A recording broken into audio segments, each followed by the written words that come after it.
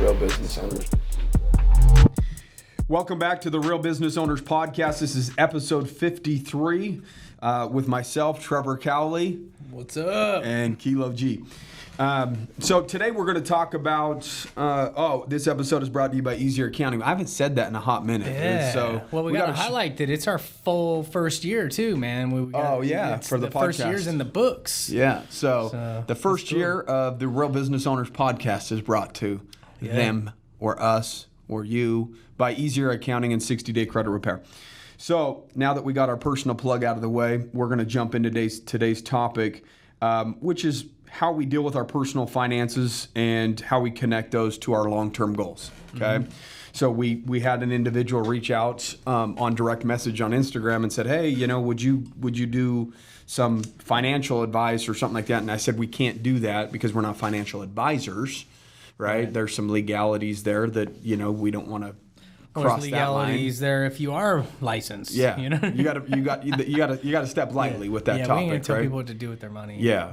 We could tell you what we've done with our money and, how we view money or whatever it is, but we definitely can't say, hey, go here, invest this, do that, because then it puts us in a situation where there's some liabilities. But so he messaged back and said, no, just how you guys deal with your personal finances. So we thought that would be a good topic today to cover with you on the 1 year anniversary of the podcast. So we appreciate you guys being with us for an entire year so far. Mm-hmm. If you guys don't know that we're on YouTube, check us out on YouTube. Watch the videos there if that's what you prefer to do. Make sure you subscribe to that. After the podcast, make sure that you rate and review the podcast, all that good stuff. So I'm going to put that plug in the beginning because some people might not listen all the way through to the end. But we'll jump right into it.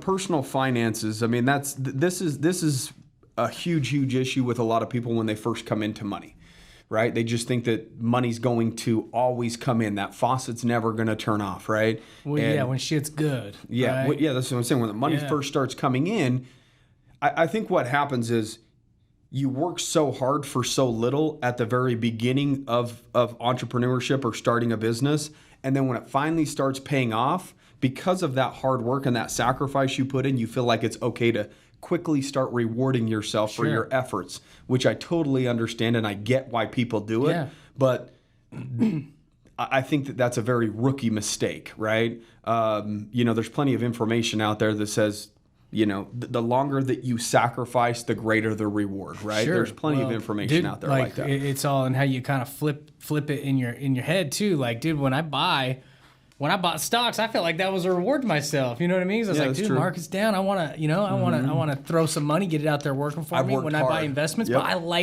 I like seeing money grow. I like taking risks. I like, getting money to work for me. And so I look at that like a reward, to be honest with you. Like, some people want to go out and buy a boat. Like I was just telling you before that episode, I was like, dude, I'd love to have bought a boat with all that money that I invested into that land. But I didn't. I bought the land because I'm like, I want the money working for me. And I love boats. I would love to have a boat right now, but I choose to throw that money into other things, And so I don't know. I think that's one thing, just to hit early is like you can kind of look at investments like a reward. I think that you do that though because we've been doing this so long, and it's like the whole purpose of working so hard and making a lot of money is eventually you want your money to make money for you, 100%. Right? And so it feels good to get to the point where you finally can take a chunk of money and not feel that it's missing out of your bank account and finally let your money work for you. And that feels good. Yeah. That's rewarding. You're like, holy shit, I've got to the point where I have enough money where I can take 50 grand or 100 grand or whatever it is and just throw it over here and see if it works. Yeah. Right? That is rewarding because there was many years of hard work and a lot of sacrifice, and you had to put money in the bank, so much so that you have a little bit of extra to take off the top and start playing with. Right. And again, that's just rewarding based upon all the previous sacrifice to put you in a situation for your money to have the opportunity for you to then to have it work for you rather than you work for it, right? That's the whole goal at one point of entrepreneurship, is to have to buy your time back, have your money work for you, build something that pays you rather than you working for it. Totally. And I definitely had to go through some stupid ass mistakes in order to learn that. Yeah. You know what I mean? But that is one thing that I do is I'm like, man, I want to get my money working for me. I look at it like a reward. Like, it's more exciting for me to invest into a new business venture, a project or something, than have a boat or a badass new sports car. Nothing against people's sports car. We've had those arguments 100 times with guys that own them, but it's like, that just doesn't fuel me. But if that fuels them, great, like invest into that. If that pushes you, motivates you even more, I'm not going to judge you there. But like, I personally get more excited about a new business venture. But business is my fun too, right? Exactly. Like we talked about that not too long ago. It's like, dude, like sometimes I don't feel like a very fun person because I don't want to go to the lake anymore. I don't want to go golf. I don't want to go waste my money on crazy trips as much anymore. Like I want to do business. So it's all just it's just all a mind. It is. It's really weird how it perception, shifts. Right? It's all a perception.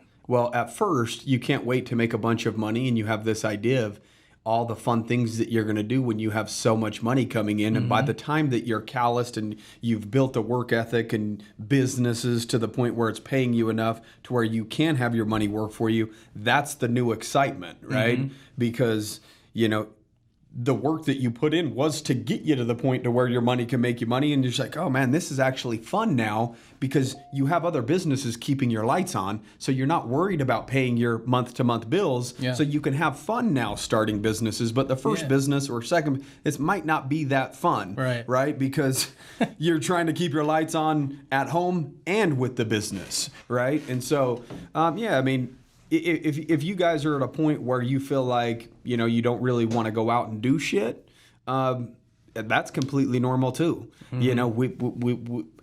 don't like going out. I respect my personal time now because we don't get a lot of it, right? We have families. We're running businesses and our phone's blowing up. We're taking calls from vendors, potential customers, email intros. Hey, this is Trevor. This is so and so. He wants to do business with Easier Accounting or what. And it's just constant, right? Dude, it's from morning till night, man. I was on a call with the guy last night till 10:30, and it's like, sometimes my wife, she's very understanding, but sometimes she's like, seriously, like. And that's my biggest fear, right? Is now that business is more fun than like the shit I used to waste my money on, like the lake, like the boats, like the fun stuff, right? Is like, does it make me a less fun dad or a husband because business is funner to me now than like than a trip to wherever, Lake Powell on a houseboat. But I've openly stated that I'm not a huge vacation guy, right? Like that's not been.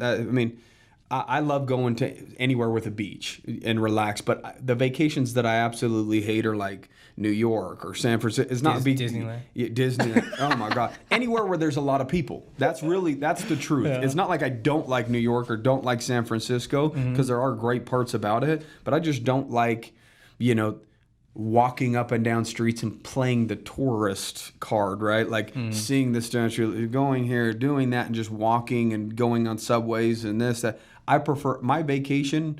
I prefer sitting on a beach and relaxing because we don't get a lot of that type of time. We're already on our feet moving enough around enough people.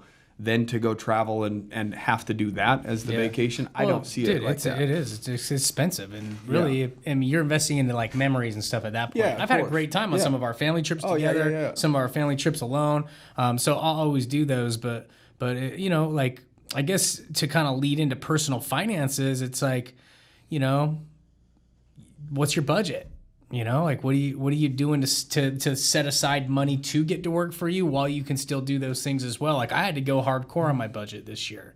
So we have a couple family reunions that we're going to attend to, but we're not going to take a big family trip, which we usually spend a bunch of money on because, we got our house and we've got our investments and we've got our business ventures and things that cost money. And so it's kind of like, okay, well, I'm going to stick to this budget. You keep delaying it because you keep investing. And it's like, that's the real question. When does it end? Yeah. And I think that's where our wives probably think like, when's enough? We continue to sacrifice over and over. And it's like when we're starting to make really good money, then we're like, nah, we can't do that yet. There's this. Then there's this. And then it's like, But every time we've done it, it seems like it's worked out, right? And you know, whether it's 2 years later, 3 years later, it starts all compounding to where it really starts snowballing. Our income has snowballed a lot, probably within the last 4 years or so. Yeah, 10, 12 years ago, we wouldn't have been taking our families to Hawaii and stuff like we've done the last couple of years. Without batting an eye, really. Right. I mean, it's not like a huge hit to spend $7-8 grand or whatever at this point, but you know, that's because of how we deal with our personal finances at the same time, though, right?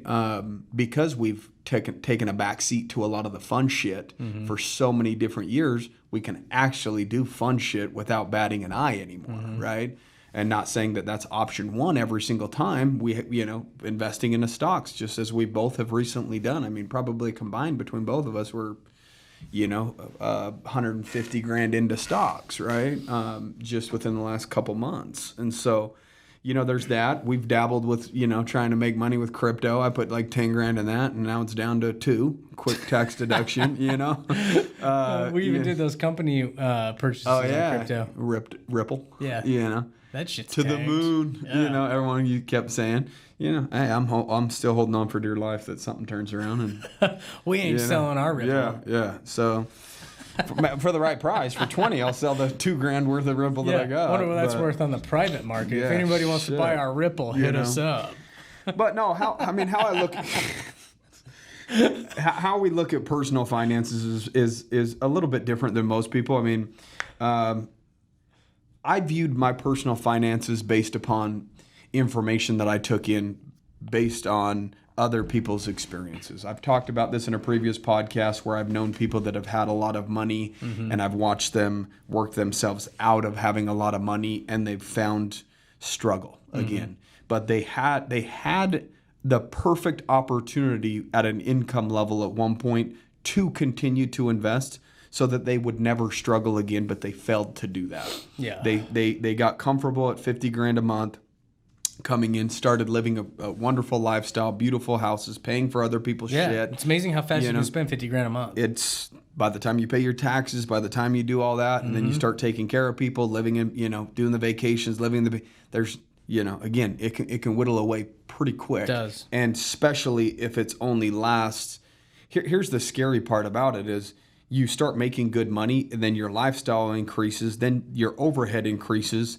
So now you have to make a minimum of 8 grand or 10 grand a month just to break even. By the time you cover your tax liability, you got to make 150 to clear 100 grand, in terms of take home or whatever it is, just to get by. Oh, bro, I've experienced it. I went from making 50 grand a month to 4,000. That was what? 2011 and 12, and you made about $500,000 I was paying in my 2011? ex-wife $6,000 a month, bro, and I couldn't get it reduced. I tried to go to court and get it reduced. I lost. My attorney didn't even show up to court or tell me about the court date. So I lost because of that. But so you were burning through your just savings at that point. Oh, dude, it went so fast. So you were making, so in 2011 you made about $500,000, or was that 2010 or something like that? 2008, 9, and 10 were really good years. Yeah. We were making, we were taking 30, home 40 grand a month. Yeah, something like that. Yeah, we were taking home roughly about $500,000 every single year and blew a lot of it, but saved some of it. But dude, when I took a hit in business and things in 2012, tanked, and then we started rebuilding things. That's the time that you came in, we started rebuilding things. Dude, it went really fast. Yeah. That's why I sold that house that I built in 2012. Yeah. And the money that I had there, I could have obviously blown it really quick too, that equity. But instead, I chose to live on my savings, rebuild things, put money back into the business, and then I bought that land, which that was cool because it's almost doubled in value already. Yeah. So I use that to its advantage. But dude, I've seen how fast it goes.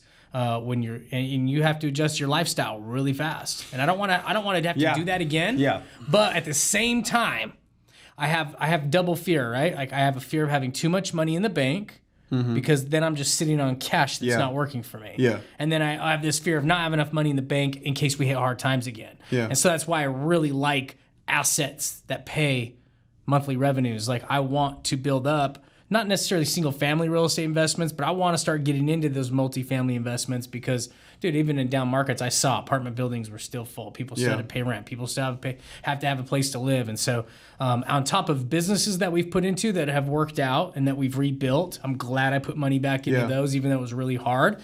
But I that's one of my big goals. Even in 2020, everyone's like, real estate market's too high. You just got to look in the right places.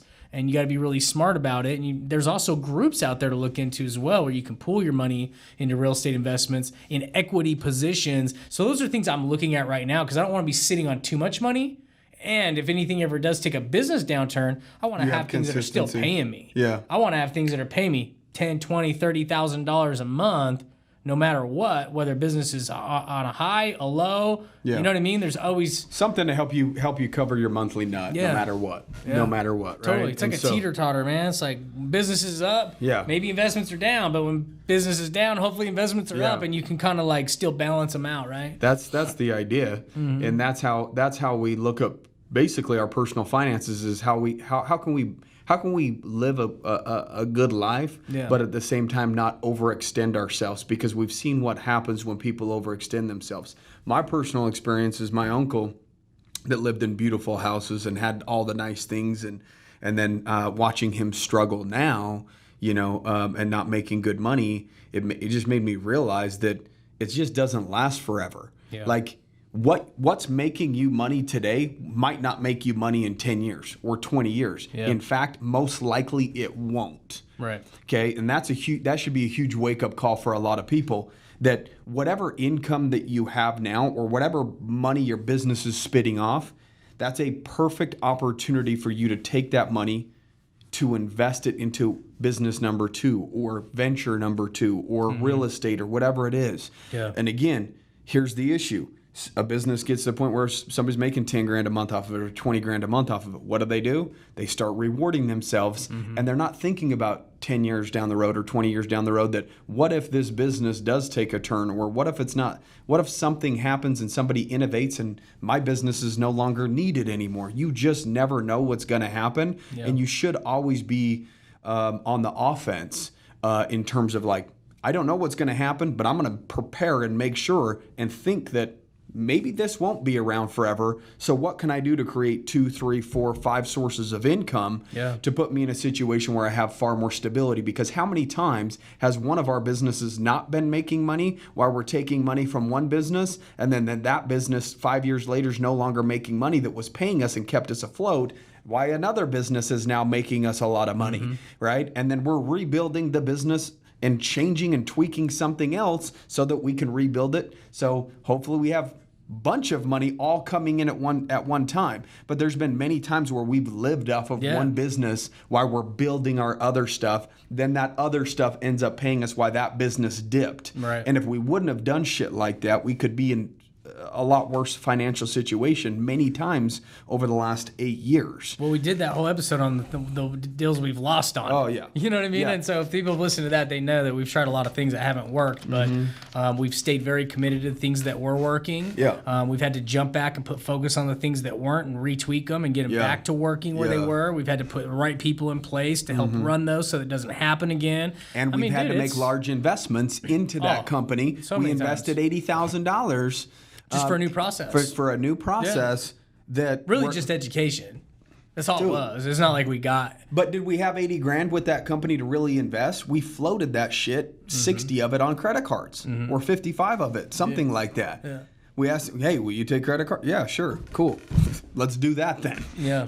And because we did that almost 2 years ago, year and a half ago, that company is now going to turn in from what was a $2 million company to probably a $5 or $6 million company within the next year. Okay, because I can't wait to see the numbers. It's already blowing starting my expectations away. Yeah, exactly. And so, and we're not really talking a whole lot about our own personal situation or personal finances, but I think that what you guys need to understand is that what we do is when we cut our checks to ourselves personally, that's we'll live off of that, and we'll probably eventually all do our own. Kale wants to do, whether it's an RV park or whatever, it's something that's less maintenance or multifamily or whatever. I may do that, I may not, right? I put a lot of money in stocks. Let's see what happens with that. And, as partners, we can believe in different things externally on personal investments or whatever we want to do with our own personal money, right? Mm-hmm. But what we've done a really, really good job of, people, is a lot of the businesses that we've started, we just didn't take money out of the business, and we built the business to where it had. I mean, at one point, one of the businesses had like $1 million in the bank, right, just in cash, and then we invested about $500,000 at the end of, 2018 or something like that, in 3 different business ventures. So what happens with that is the owners of that company, me and Kale each own 26.6% of that company. So the other 2 owners, if we take $200,000 and invest into a new business venture, all 4 of us own the same percentage of the new business venture because we just took money from the company, this company, and started a new business. So we're not having to come out of pocket personally, really, a whole lot to start new business ventures. There was that one on the $225,000. We each invested $75,000 of our own personal money on that one, but. We still took a draw from the company that went to us to then fund that, right? Is really what happened. So what we do is we keep large amounts of money in our businesses so that we don't have to take a large step backwards personally all the time to invest.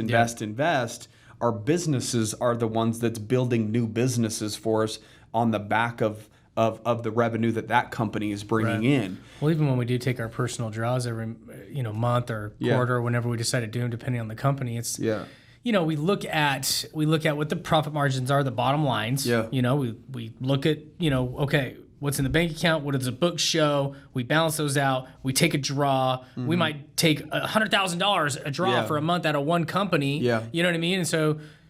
We know based on the numbers what we can take from each company. But what's really cool is when it gets to a point where those numbers start being like clockwork, you can take the draws, but then always have that company account building up. And the reason I like to do that is because we have hit hard times before, and we know, hey, dude, if we hit a 6-month downturn in our business, we can still pay really good employees to be here. We don't have to try. Dude, one of the worst things I think you can do in building businesses is cut people's pay. I think that kills it faster than anything. You cut your sales guys' commissions, they're leaving, dude. You cut your employees' pays, even if they don't leave right away, they're going to start looking. You know what I mean? Because, dude, they have goals to improve and they got families to feed. And so I think cutting people's pay is like one of the worst things you can do as a business owner if you want growth, right? So when you hit downturn time as a business owner, you need to have that money in your operating accounts in order to keep those people going at where you have them until there is another increase. Then you can talk about raises and things like that again, right? And so I think that's another thing that we've been really smart about. I mean, have we ever cut somebody's pay? Not very recently. The only time I've ever cut somebody's pay was based on their performance, not on our finances. It was a penalty. And it was like a probation period, right? It was like, look, you did X wrong, and you did it wrong, and I could do a write up where they say, which is really nothing, right? And so the one place that people really get affected is what they get paid. So I would say, hey, for this next 30 days, you're going to see, and it's just like a probation period. You're going to get the money back, but you ultimately made a decision to hurt the company, which cost the company money. Therefore, I'm going to do the exact same thing to you and see how it feels. And it's worked. Right. We still, I did it to somebody that we still employ. And she's been with us for 3 or 4 years now. We've never went and cut commissions or pay based on finances. Hey guys, sorry, we're struggling, so you need to struggle with us. You know what I mean? And not that they should or shouldn't. I don't know, whatever your beliefs are, but I don't believe in doing that because I think that you should, as a business owner, manage your personal finances enough to where you don't maturely. Have to. Or what's another word for that? Responsibly. Responsibly. So that you don't have to suck your company dry if it hits hard times, and you should manage your company's finances responsibly, so you don't have to cut your people's pay either. And that's just my belief. And we've done that multiple times where we just recently we stopped taking a check from one company to pivot and change the process so that we can rebuild that account back up to where we believe it needs to be, so that then we can take checks again and we start putting ourselves back on payroll. It's not uncommon for us to take ourselves off of payroll or not pay us if it just doesn't fit. Right. And I think the problem is entrepreneurs like to pay themselves, and even if it doesn't, they try to figure out where else they could cut costs rather than cut the cost of paying themselves. Right. And that's really what ends up shooting themselves in the foot, because they have a lifestyle. Then now they have to rape the business of all of its profits, and they can't reinvest. They can't keep good employees or whatever. And so what we've done is we've taken a back seat and you have to do that for a period of time, whether it's 1 year or 2 years, to build that reserve of 200, 300. I mean, one of our businesses, we keep over $500,000 in it. But was that fun to sit there and watch the business bank account grow as you're not taking money? Yeah. Fuck no, it's not. You're sitting there watching the business get stronger and stronger and the account grow, but yet you don't see anything from it. And you're like, let's take that voice in your head is like, take the money, like it really does. It's very, very, very difficult. I know. It's very difficult to, one, make money, and it's even more difficult once it's coming in to not touch it. Mm-hmm. That takes extreme discipline. Okay. And so, we've gone through that hard time of putting enough money in the bank to where now we have that reserve in there. So we take anything above that reserve. And so we live pretty well now, right? Mm-hmm. We have a good income now because we have the reserves in place, but we couldn't live as good as we live now when we were building up the reserves. So there's a sacrifice period when you start your business where it's really not making that much money and you're not living that well. Then there's a period when the money starts coming into the business that you still should be sacrificing and keeping the money in the business, growing it.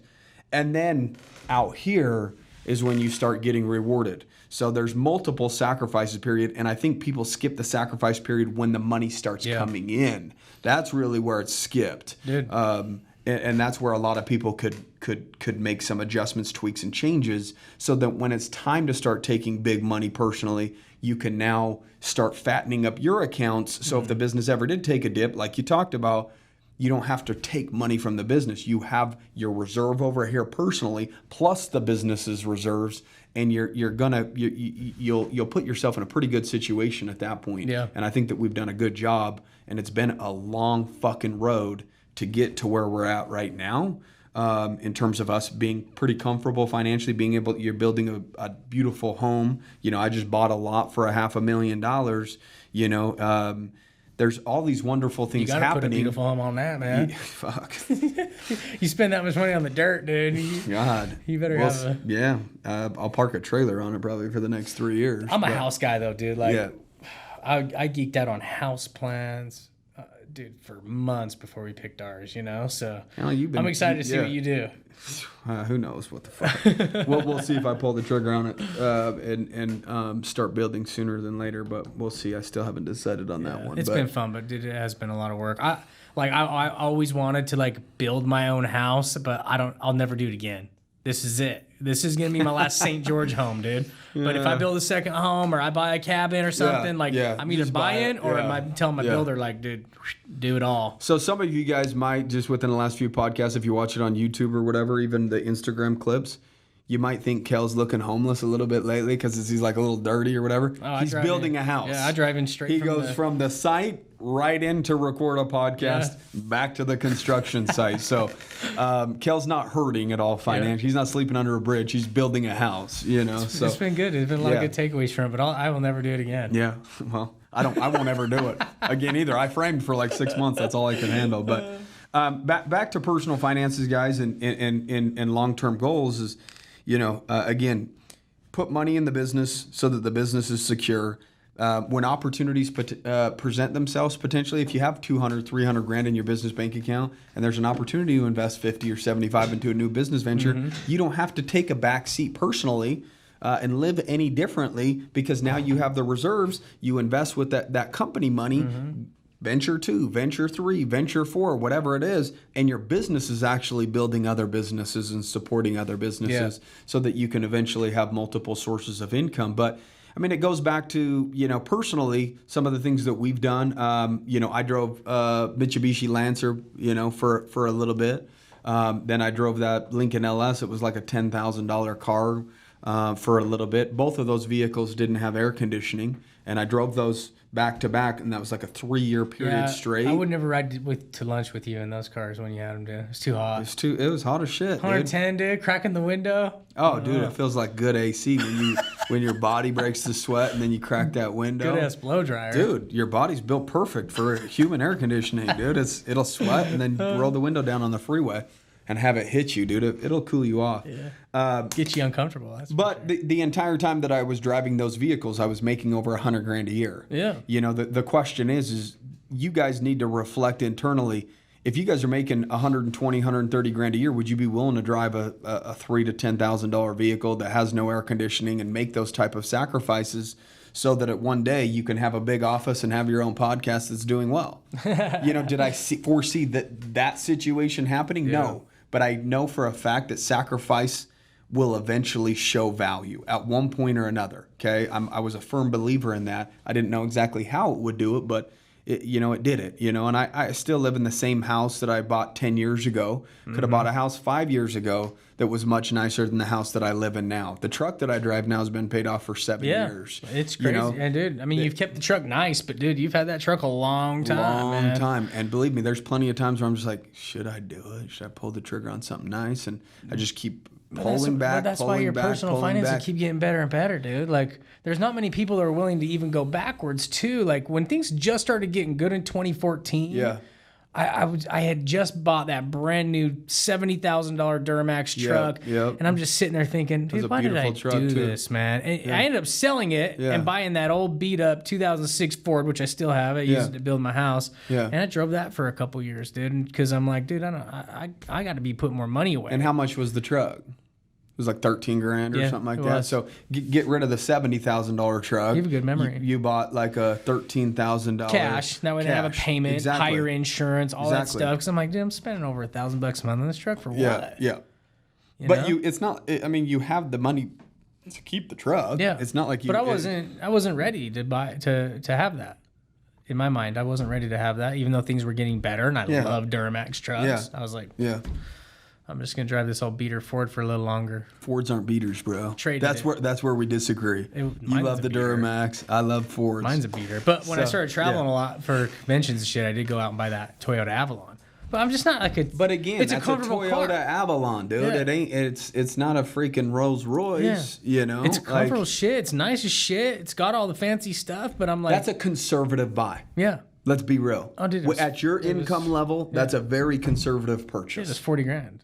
You know, like it's not. You didn't go spend 120 $40,000 loaded. Yeah, exactly.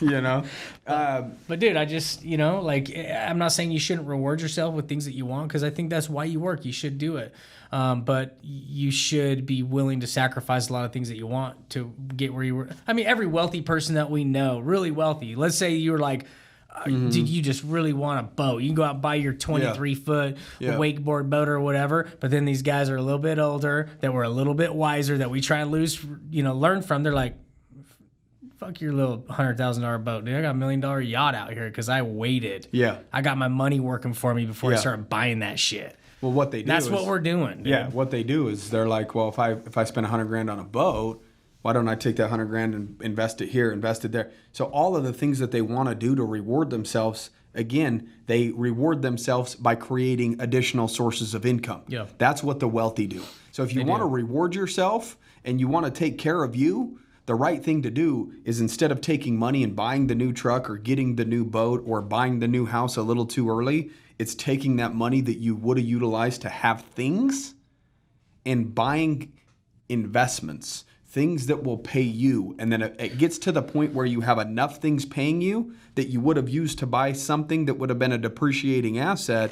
Now this money's coming in over here. Now it could pay for that depreciating boat or whatever it is, right? If a boat payment, let's say, is $1,000 a month or whatever it is, what if you took the same money, that 120 whatever, and bought a rental that was spitting out $1,000 a month in positive cash flow? now you're not losing any of your money. Your assets now paying for the liability. Yeah. And that's really how the wealthy get wealthy. They do, man. And they understand compound interest too. Like, people should obviously educate themselves on that. That's why when you're doing long-term investing, you should look at things like mutual funds. You should look at things like, get with a wealth advisor, but things that will compound in interest, man. Yeah. Like, yes, there's peaks, yes, there's valleys, but if you look at our historical data, as long as we've been around in the U.S., dude, our markets continue to always climb. So dudes that are only making 9 or 10% on their money, but they've been investing it into that fund for 20 plus years. I mean, bro, their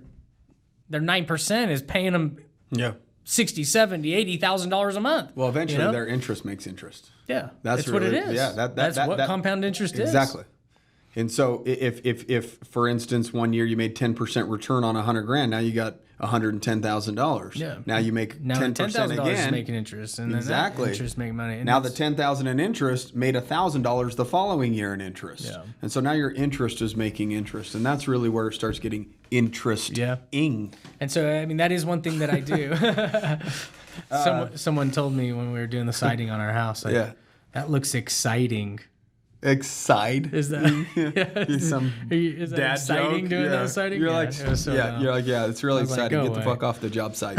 Okay? I'm sick and tired of working out in 100 degrees, so none of your jokes are hitting right now. That's probably what you were thinking on the ladder. You're like, good one, pal.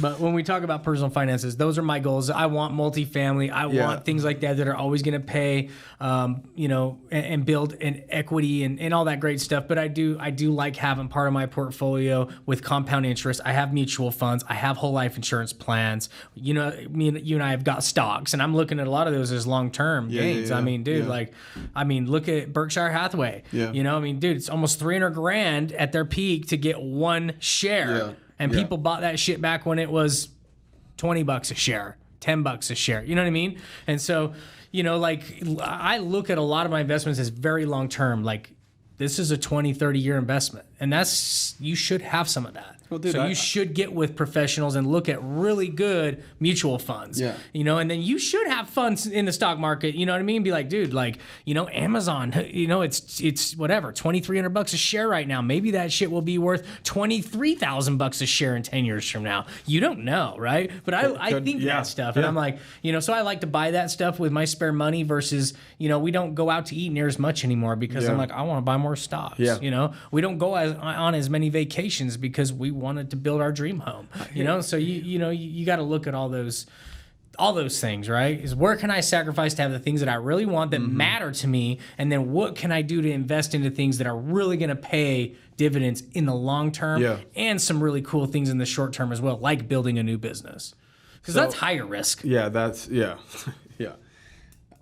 I mean, we went over the episode of how much money we've spent on failing in business, right? Yeah, so which we look at as an investment. Yeah. But we've learned a lot from all of that stuff, right? So we wouldn't have the experience that we have now to even have a podcast if we haven't had those losses, right? Yeah. And be able to help other people. We wouldn't have near as much shit to talk about. Exactly. So, I mean, stock-wise, I was looking at Tesla just even the other day. In 2010, when they first came out, it was $10 a share, and they're $820. Dude, you could have made 82 times your money in 10 years. Imagine if you would have put $100,000 in Tesla in 2010, 82 times your money. Mm-hmm. What's that? $8.2 million in 10 years? Like, I need to find one of those. Yeah. I want to, fucking penny stock that turns into something big, but... that's fun money stuff. That's the stuff you should invest that you can afford to lose. You know what I mean? Yeah. But you should have some good, safe, long-term stuff too. Like, I don't know, my guy has me in some American funds, and I've been putting in them like 10 years, dude. And sometimes things got tight, bro, and I couldn't put into them like during that time in 2012 and 13 and even 14. Like, I didn't start putting back into it until after those times, but... it's always been paying interest and never pulled it out. And I don't know. It's going to probably be worth a lot of money when I'm 60. I mean, what all this comes down to, I'll tell you this. If somebody just saw us on the street or saw the way that we live our life, they would not believe that we make the money that we make. Right? Because I know people that make like 10 or 15 grand a month that look like they make 50 grand a month. Yeah. I'm like, holy shit. They drive Ford Raptors and shit. You get all, but they got boats. What's that guy? They got I do it too. Trucks. I'm like, damn, what's that guy do? And then then you find out his ass is really broke. Makes like 10 or 12 grand a month, and it's like his stuff owns him. He don't own his stuff. That's a fact. Yeah. Just because it says approved on a freaking application doesn't mean that you should do it. Yeah. Right? Like, the system's not built. You know what? That's a whole nother dude. We could talk on that forever too. Like, people use credit so wrong, man. Yeah. Yeah. Sorry, dude. Sorry. Yeah, no, you're good. No, you're good. No, it's fine. It's just, and again, it gets to the point where when they're making 10 grand a month, they know what they can afford in terms of payments. Yeah. Right. So, when I bought my truck, I just paid it off. Mm-hmm. Right. And that's really what you should be trying to do, unless the interest rate is low enough where it makes sense. Yeah. Right. When you get to the point when you have like 800 credit score and you finance a car at like 2.5%, and it's like you're gonna pay $1,500 over the course of 5 years, it's like whatever. Yeah. That's an average of like $300 bucks a year if you're in interest. Especially when it's a depreciating asset like a car. You know, when you're like, dude, well, I can take that money and I can pay a couple of points interest on this because I can make 8-10% interest on this money over here. Exactly. Like, you got to make those decisions as you go. But, a lot of people, they try and pay their homes off super fast. And it's like, well, you do get an interest deduction, and then you can also have a home equity line of credit attached to your home and use that for investments. Like, I got a buddy that buys and flips airplanes, dude, and he does it all off of his home equity line of credit. Finds a badass airplane. I don't know how good he's doing right now with Corona going on, but he finds an airplane he knows he can flip and make a couple $100,000 on. Writes a check right from his home equity line of credit. So he likes having his home paid off, but having a line of credit attached to it. He's not paying hardly any interest on, because your interest on a home equity line of credit is going to be way less than some high risk loan. Like if you went out to get a loan on that airplane. Oh yeah. And then try and flip it, fix it up and flip it, you're going to pay a lot higher interest on that over the course of 3 to 6 months or however long you own it versus a home equity line of credit. So those are some things that Homeboy's at a whole different level though. Yeah. But when you learn those things as you get to those levels. Like I learned that from him. I was like, damn, that makes way more sense, dude.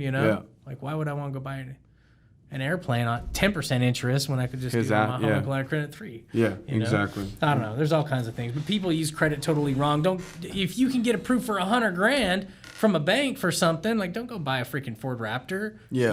If you can barely afford a payment, like if anything, you should be finding ways you could use that money to make money. Exactly. Leverage other people's money. It's one of the oldest tricks in the book, but people never do it right. Yeah. Well, when I've talked to people about credit cards or whatever, oh no, I cut those off. I don't use those anymore. Like they're terrible things. I'm like, you started businesses with our credit cards. You did terrible things. You made terrible decisions with access to money. Yep. The money's not the bad thing about it. It's how you choose to make the decisions to spend your money that created the bad situation. Yep. There's positive debt and there's negative debt. You're either paying for it or it has the ability to pay for itself. Just because it has the ability doesn't mean it will 100% of the time, but at least there's a probability of the money coming back and then some, exactly. Right? Is really what it comes down to. But guys, I'll tell you this right now, me and Kale do pretty well financially. We obviously have, many more goals that we need to, grow our businesses to hit. In terms of the type of income levels that we expect out of ourselves and what we want to see financially. To me, it really comes down to this. It comes down to not having money make my decisions for me anymore. That's the whole purpose of having strong personal finances and having long-term goals is right now, the majority of people are getting pushed around by the system, whether it's your home, whether it's credit card companies, whether it's, banks giving you auto loans. If you don't make a payment on that, you're going to be pushed around. You're going to be called, you're going to be hounded, you're going to get beat to shit. That's just the consumers of the world. They're owned by the system. That's just the truth. That's facts, okay? My long-term goals is to where I am not in that type of a system. If I want something, it's not how much is it. It's I see value in having that, and since I see value in having it, I don't care what the fucking price is. I want it. Yeah. Right? And that's the type of life I want to live at one point is where, if I decide on a weekend that I want to, rent a private jet or whatever for 15 grand and take my family, that I don't have to worry about the money side of it. And I don't have to sit there like, well, can I afford that? Should I do that? Is that smart?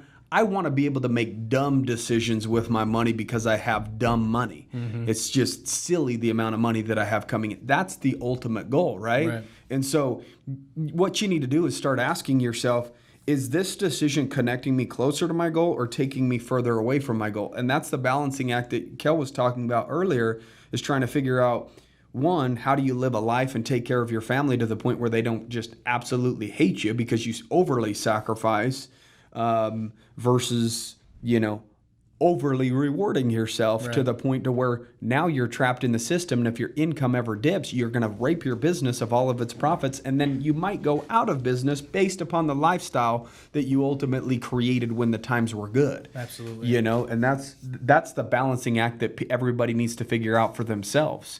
I grew up really poor, so I'm okay with the things that I have now, but I do look around and say, this isn't okay. This isn't how I want to live forever. Right.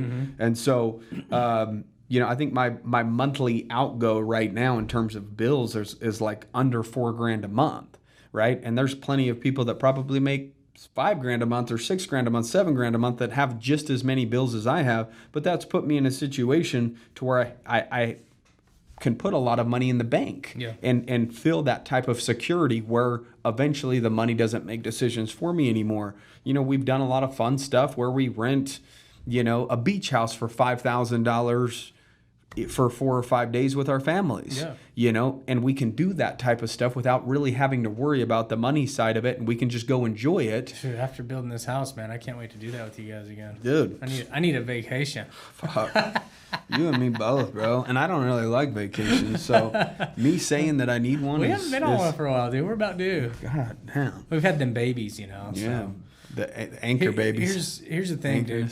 You would be scary surprised how much money you can build, like wealth you could build just by setting aside 10%. I don't care if you guys are making $50,000 a month or $5,000 a month. You should always be trying to put away at least 10% of your income into long-term investments. I've been doing that for a while now. Yeah. But I also want like a year's worth of my bills in the bank. Yeah. Right? So to make sure, like, dude, if shit hit the fan today, I can take care of my family for a year.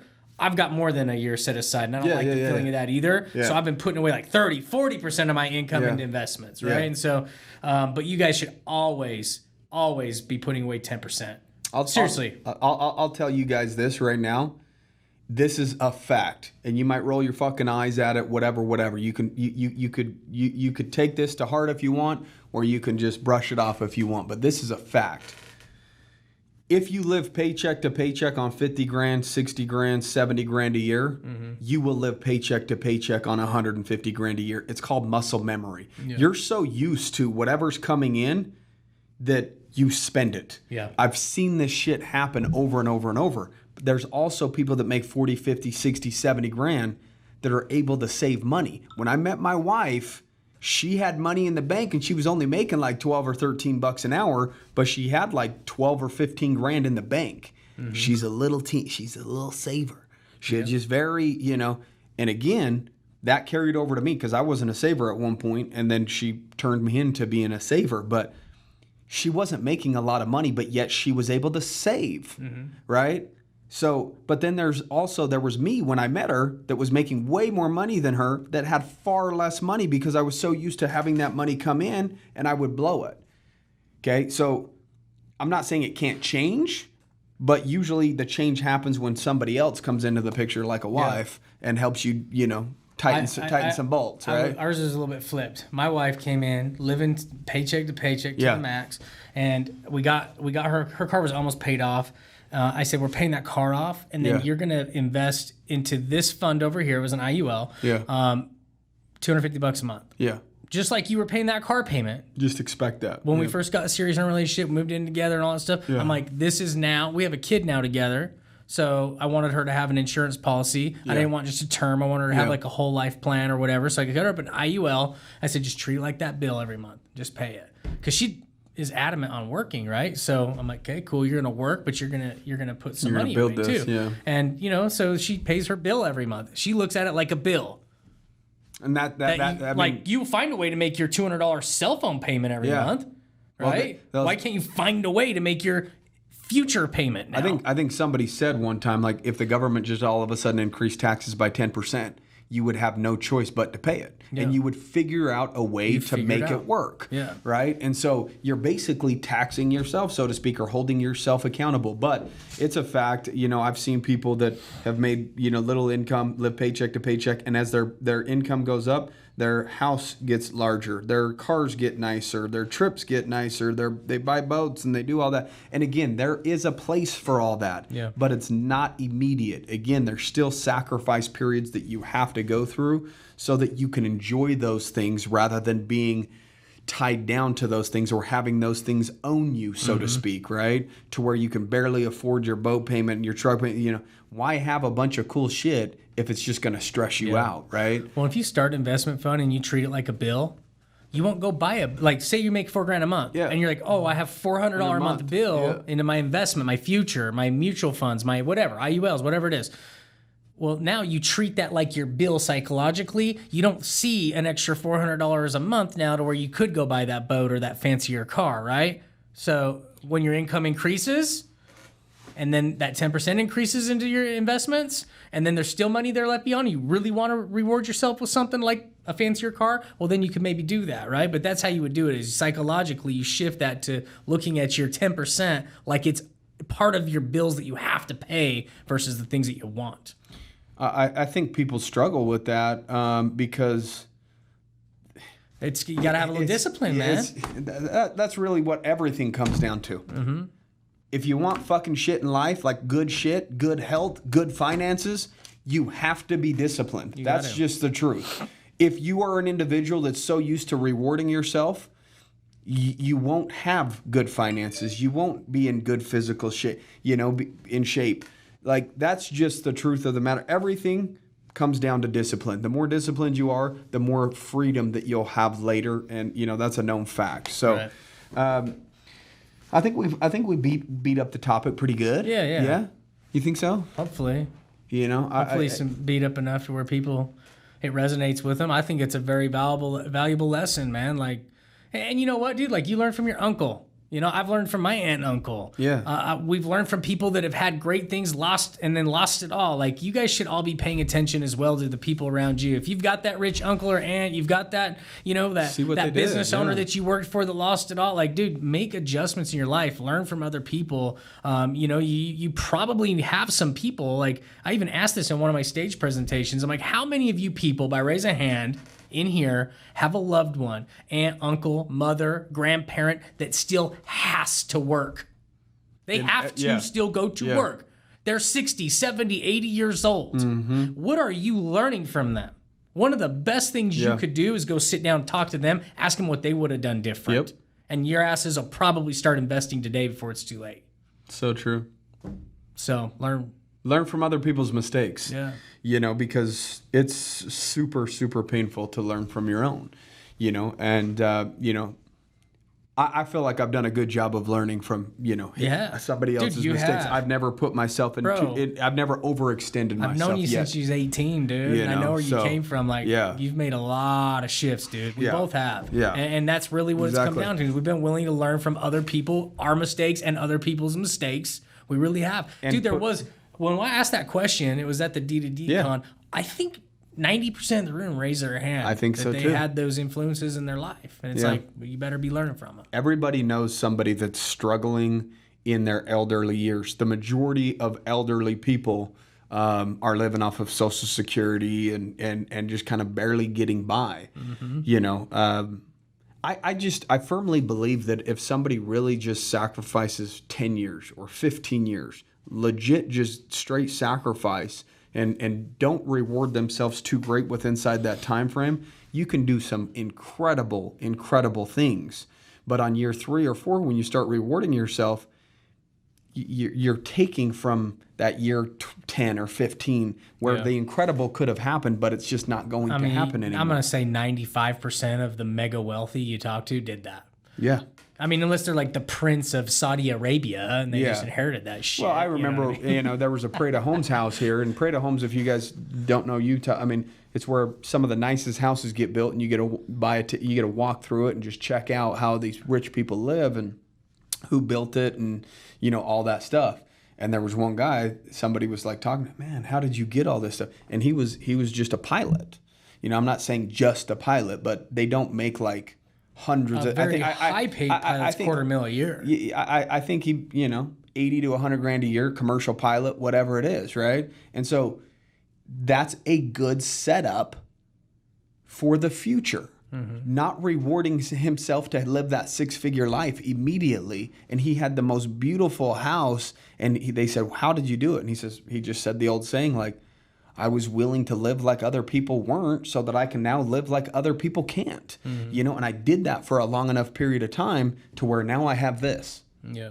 And that's what it comes down to. The people that are willing to do the things that other people aren't willing to do are the ones that will be leaps and bounds ahead of everybody else in 10 or 15 years. You might not see the separation and sacrifice in 1 or 2 or 3 years, and that's what makes it difficult, because you start seeing the people that make the same income or this, that, the other, they start having this and that, and you're like, I can have those things now too. Right. And it makes it more difficult to stay disciplined to what you wanted to ultimately accomplish.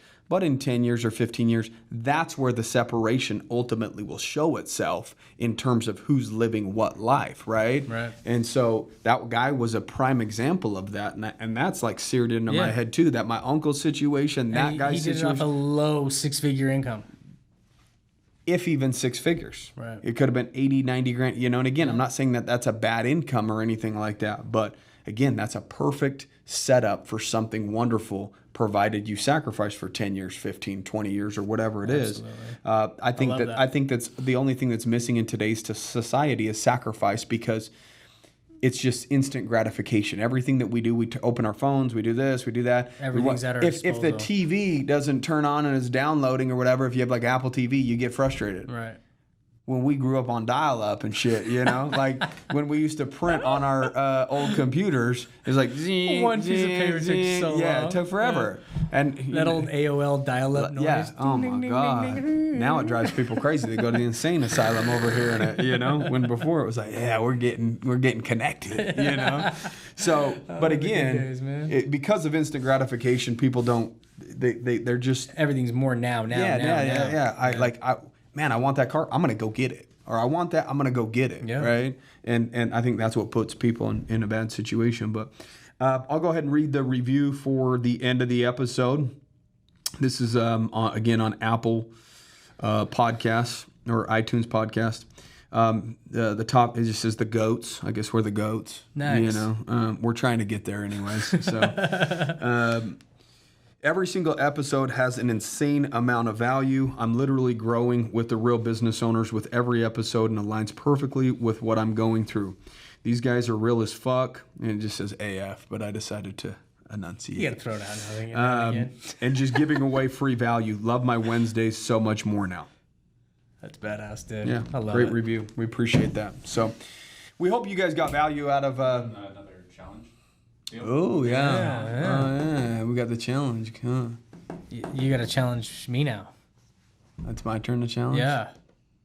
Let's hear it, man. We can pause for a second if you need to come up with something. Oh, it's all good. You ready? I'm ready. Trev's got something in mind, dude. I know his ass already been thinking about it. I haven't thought about it. Really? No, not at all. But I got one. You ready? So this week's challenge is to run a mile every single day for the next 7 days and do 100 sit-ups. Okay. Because I hate both of those. 100 sit-ups? 100 sit-ups daily. Not too bad. Okay. And then running a mile daily. Okay. So just doing those, pairing those two things. All right, let's do it. So... No problem, dude. I need to get out running anyway, man. I've been literally going to this house, freaking I do too. And I need to run too. I come home, I go to bed, dude. I don't go to the gym. I don't run. I've been missing it. So this is perfect. And I'm at the tail end of my duties on. I just want our challenges to be shit that we're just not doing. Yeah. And that we probably should be doing. Yeah. But we've just been slacking on it, So, I've been working out and stuff, but nobody wants at the end of their workout to run a mile or, I mean, I've been packing ladders and going up and down them, but I haven't been hitting the gym or nothing. Yeah. I'm burning calories. You're construction strong, bro, which some of those guys, they're definitely strong. So we hope you guys are, joining us on the challenges and, kicking ass, taking names. So, we hope you guys have a good day. Appreciate you.